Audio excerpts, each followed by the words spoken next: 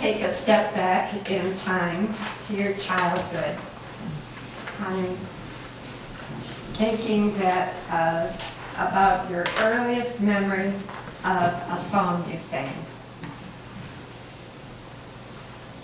I'm thinking of mine, and you think of yours, and then I want to hear what it is. Jesus loves me.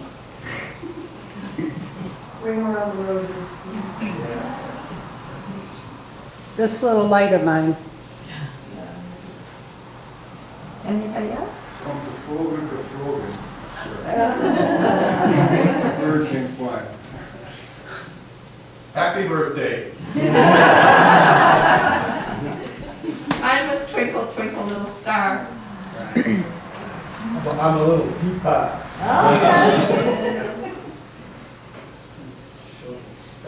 We had some little French song about being a cauliflower, and I can't remember how it went.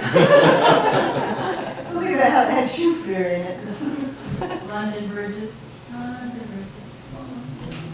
It's a fun trip, isn't it? And I think we could all just move on forward through all of our lives and make a musical diary. And it doesn't matter what kind of music it is, does it? It's music is words and the notes, but it's also a time and a place, memories and feelings. Music has been very important to, I'm going to be just really out on a limb and say I think it touches everyone. I have a funny memory of the first instrument I played in grade school. For some reason, my parents decided that I should play the bass viol. And it was a big instrument, and I was a little person, and couldn't carry it home every day to practice. So my practice site was in the basement of the school in kind of a wooden stall with all the other band instruments. And I was the only one down there practicing because I was the only one on a big instrument. Well, the project didn't last very long, but I did gain a respect for musicians who don't get to play the melody. But they have an important part in the band. Singers. Yes. I have another beautiful memory of learning to paint with watercolors with the background of elegant classical music. And somehow the elegance and the painting, the music and the painting seemed so much stronger when they were together. I love the music that we share here in this church. It's so much more than the notes and the words, isn't it? Sometimes during music for reflection, I look out the window and the piano and the trees and the wind seem to come together magically and play together. The sense of enriched being is one of the reasons we come to church, isn't it? It's so good to be together. Welcome.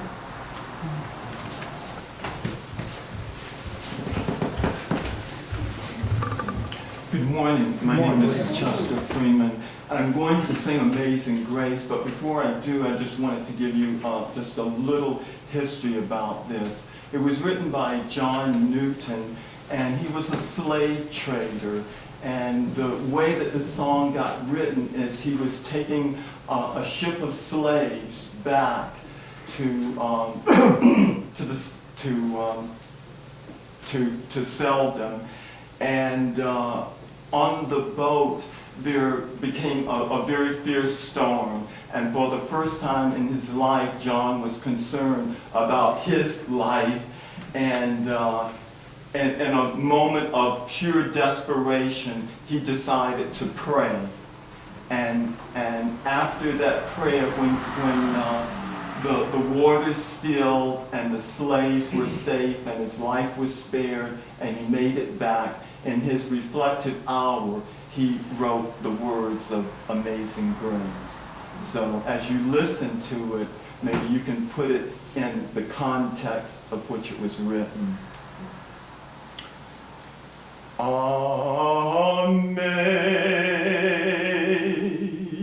Amazing grace, how sweet the sound that saved a wretch like me. I once was lost, but now am found. Was blind, but now I see. 'Twas grace, grace that taught my heart to fear, and grace my fears relieved. How precious did that grace appear the hour I first believed. Through many dangers, toils, and snares, I have already come. 'Twas grace that brought me safe thus far, and grace will lead me home when we've been there 10,000 years, bright shining as the sun, with no less days to sing God's praise than when we'd first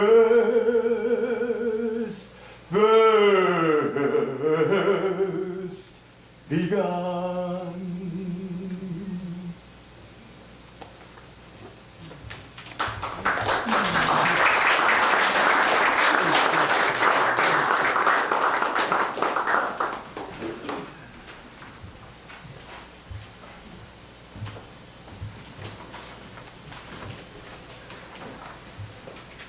I want to share with you some writings by Alan Lomax.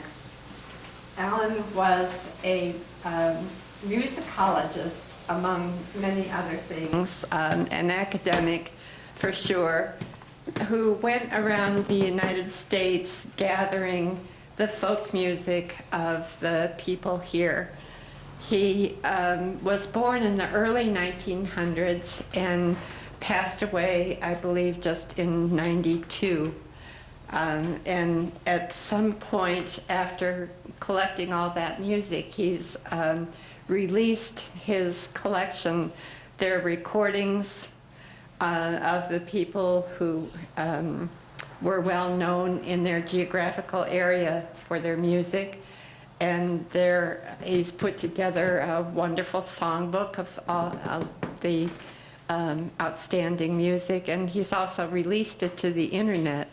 So this is an introduction that he wrote to one of his book collections. And he thinks of the United States as a map of the folk songs. The map sings. The chanties surge along the rocky Atlantic seaboard, across Great Lakes, and round the moon curve of the Gulf of Mexico. The paddling songs of the French Canadians ring out along the St. Lawrence and west past the Rockies. Beside them, from Newfoundland, Nova Scotia, and New England, the ballads, straight and tall as spruce, march toward the west. Inland from the Sea Islands, slave melodies sweep across the whole South, from the Carolinas to Texas. And out on the shadows of the Smoky and Blue Ridge Mountains, the old ballads, lonesome love songs, and hoedowns echo through the upland South into the hills of Arkansas and Oklahoma. There in the Ozarks, the northern and southern song families swap tunes and make a marriage. The Texas cowboys roll the little dogies north to Montana, singing northern ballads in a southern accent. New roads and steel rails lace the southern backwoods to the growl and thunder of Negro chants of labor, the axe song, the hammer song, and the railroad songs. These blend with the lonesome hollers of levee camp mule skinners to create the blues, and the blues, America's cante hondo, uncoils its subtle, sensual melancholy in the ear of all the states, then all the world.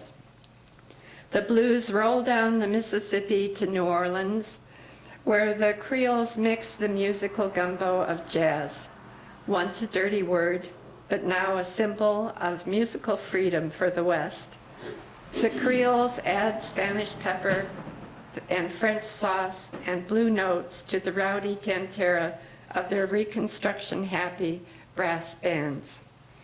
Stir up the hot music of New Orleans and warm the weary heart of humanity. These are the broad outlines of America's folk song map, a saga of American folk song.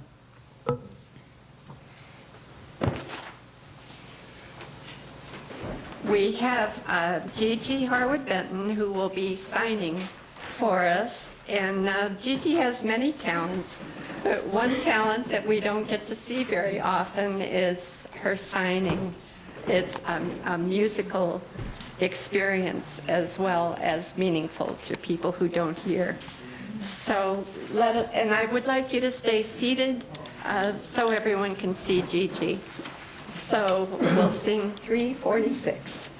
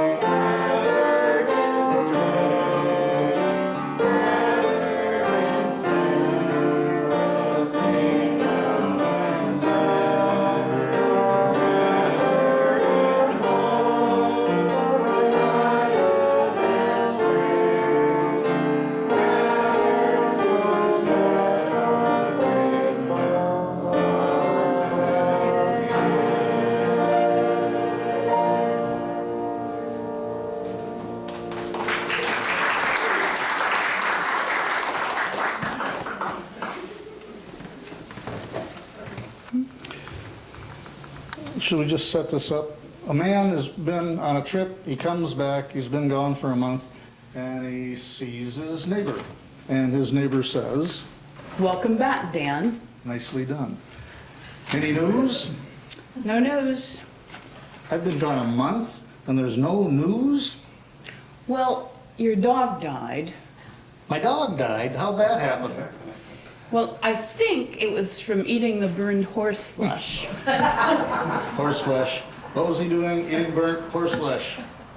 Well, when the barn burned down, it killed all the cows and the horses. The dog went in there and he ate the burned horse flesh and then he died. Wait a minute. You say my barn burned down? How'd that happen? Well, I think it was the sparks from the house. You see, the sparks went from the house to the barn, burned down the barn, killed all the cows, the horses, and the dog went in there, he ate the burned flesh, and he died. What? My house burned down too? How'd my house catch fire? Well, we think it was the candles. Yeah, that's right, it was the candles. Candles, see, the candles blew the wind from the curtains. Candles caught fire, they burned the house down, the sparks jumped from the house to the barn, and then all of the cows and the horses were burned, and then the dog ate the burned horse flesh, and your dog died. Wait. I don't even allow candles in my house. What were the candles doing there in the first place? Oh, hon, they were for the funeral. See, they had them around the coffin. A funeral? Who died? Well, it was your mother-in-law. See, they had laid her out, had the candles around the coffin. My mother-in-law died? How'd my mother-in-law die? Well, they think it was a heart attack. That's right, it was. It was a heart attack. She was a strong, healthy woman. What happened that gave her a heart attack? Well, I think it was when your wife ran off with the choir director. See, she had a heart attack and died. They put candles around the coffin. The curtains caught on fire. The sparks went to the barn. The cows and the horses were burned. The dog went in and ate the burned horse flesh. And your dog died. But, you know, other than that, there ain't been no news.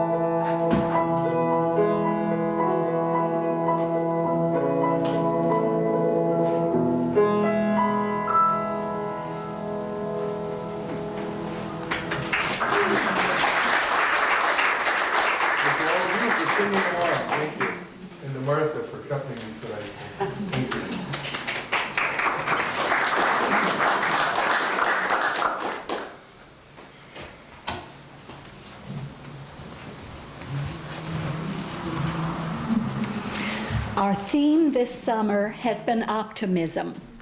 We've been thinking about it and working about it, so we thought it would be only right that we told you another story about optimism. It's called The Optimist. There is a story of identical twins. One was a hope-filled optimist. Everything is coming up roses, he would say. The other twin was a sad and hopeless pessimist. He thought that Murphy, as in Murphy's Law, was an optimist. The worried parents of the boys brought them to the local psychologist. He suggested to the parents a plan to balance the twins' personalities. On their next birthday, put them in separate rooms to open their gifts. Give the pessimist the best toys you can afford, and give the optimist a box of manure. The parents followed these instructions and carefully observed the results. When they peeked in on the pessimist, they heard him audibly complaining, "I don't like the color of this computer. I bet this will. I don't like the game. I know someone who's got a bigger toy car than this."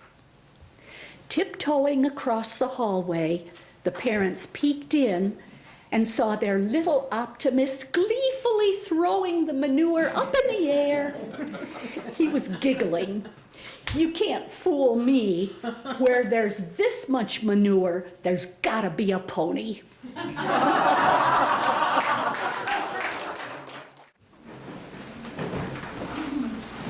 The next song that I want to share with you is called Precious Lord, and this was written by a black musician by the name of Thomas Dorsey. Thomas Dorsey is considered the father of gospel music, and at the time that he began to do this, he sort of jazzed up some of the old hymns and spirituals in the church. And at the time that he did it, the Baptist church thought that it was the worst thing ever. So they did not like Thomas Dorsey. And one evening he was out on doing like some mission work and preaching and singing, and he got someone came to the door where he was and brought a note, and the note said, I should back up and say that when he went to the meeting, he was very excited because his wife was expecting and they were having their first child. Someone brought a note to the meeting and said that his wife had died, but the child was alive. So he left the meeting immediately and got someone to take him home, and he was with his wife. After that, 2 days later, the baby died. And at this point, he was just totally distraught and didn't know what to do. And he was sitting with a friend, and they were talking, and he just said, I just don't understand this. And he was calling God and all of these names, and finally, one of his friends said, "Precious Lord." He said, that's it, precious Lord. And immediately, without a second going to waste, he composed this song. And I would like to sing it to you, as I did before, a cappella, because this is how he sang it with his friends, and the words just came to him. So again, as you listen, I'd like you to put the song in the context of which it was spoken.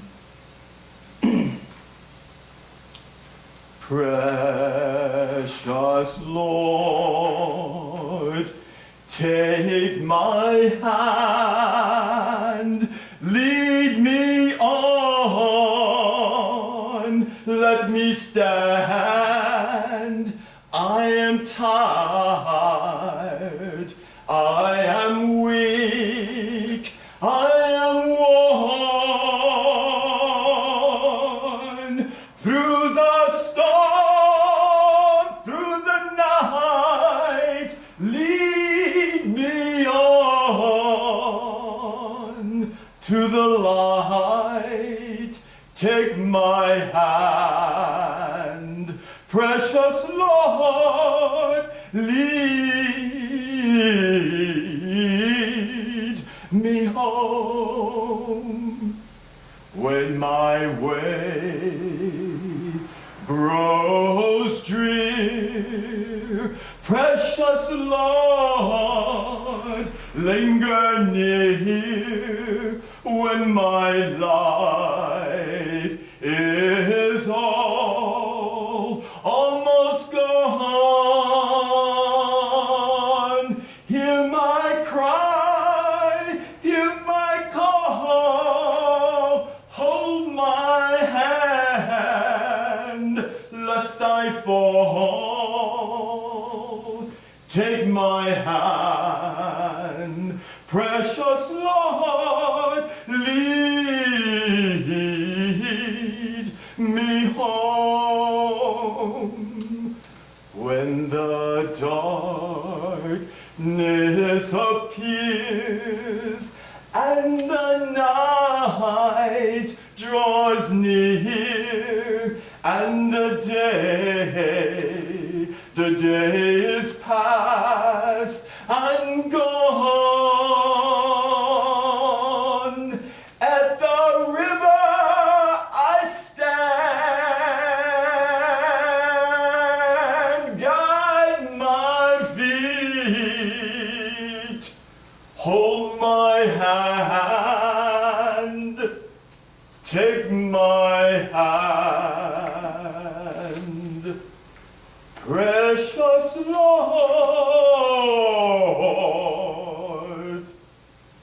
lead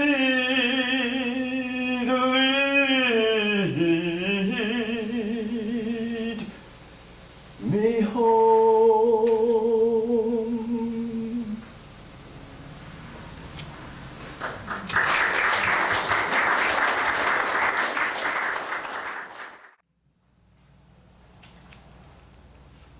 I'm a UU, and as a UU, I ask a lot of questions, and some of them are kind of silly sometimes. In this case, one day I asked myself, what if a fly doesn't know how to fly? And of course, that led right to a song. And so I need your help seeing how we're doing all this participation. All you need to do is after I say, what if a fly doesn't know how to fly, just sing, what if a fly doesn't know how to fly? And then there is also a refrain, and if you choose, you can sing along with that, and that goes like this. Oh my, oh fiddly-I, oh diddly, diddly day. The name of the game is the game with a name. What if a fly doesn't know how to fly? Got it? And finally, three things. Can you handle it? Three. As you're hearing what I'm doing here, if you come up with one after I do a couple of these verses, please offer one up. Okay. Does a bee always know how to be? Can a rat himself out? Can a pig ever act like a pig? What if a fly doesn't know how to fly? What if a fly doesn't know how to fly? Does a bear always wake up like a bear? What if a buck doesn't have a buck? What if a jackass always acts like an ass? What if a fly doesn't know how to fly? Oh my, oh fiddly-I, oh diddly, diddly day. The name of the game is the game with a name. What if a fly doesn't know how to fly? Does a worm always worm his way in? Is a squirrel acting squirrely a nut? Does a cuckoo know it's cuckoo? What if a fly doesn't know how to fly? What if a fly doesn't know how to fly? Thank you. Does a grouse always grouse all the time? Can a whale have a whale of a time? Does a wolf always wolf their food down? What if a fly doesn't know how to fly? Oh my, oh my, diddly, I oh diddly, day. The name of the game is the game of the name. What if a fly doesn't know how to fly? Has anybody got one yet? The name of the game?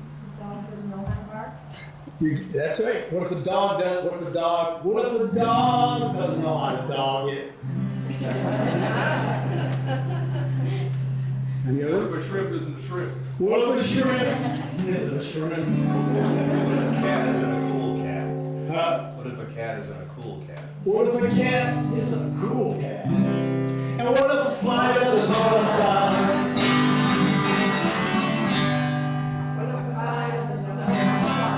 Any others?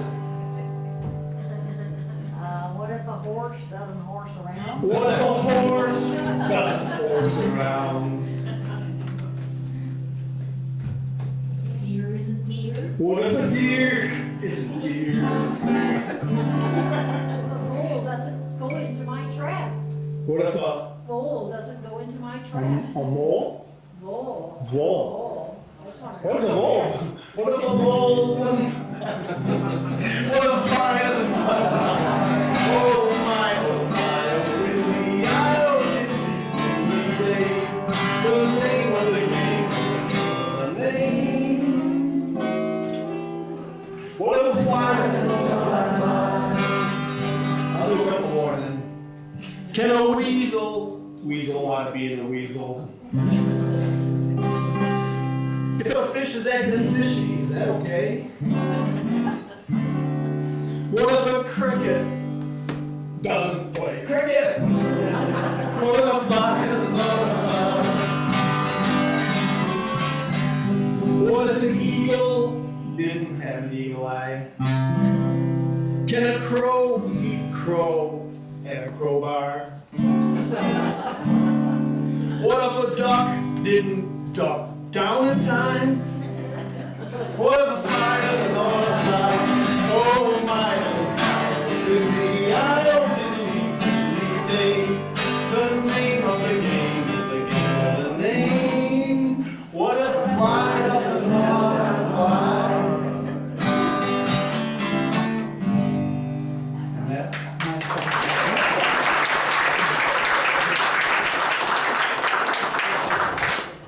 this little light of mine. Now we're gonna ask you to get up on your feet and we're gonna walk around or walk around and make a great big circle while Ken calls out the words to this little light of mine.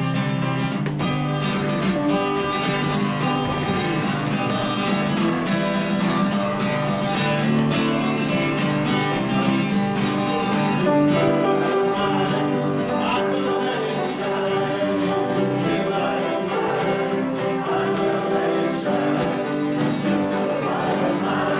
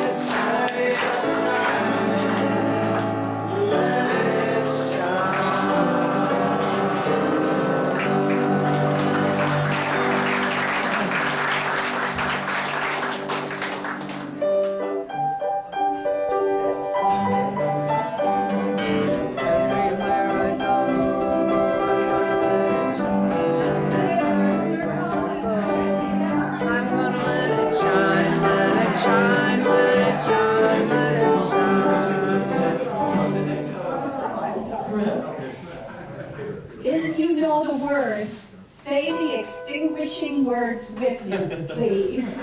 We extinguish this flame, but not the light of truth, the warmth of community, or the fire of commitment. These we carry in our hearts until we are together again.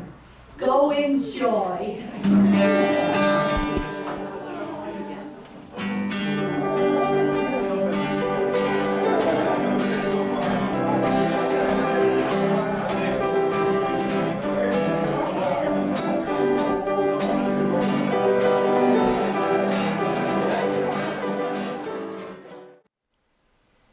Join us for worship every Sunday at 10 a.m.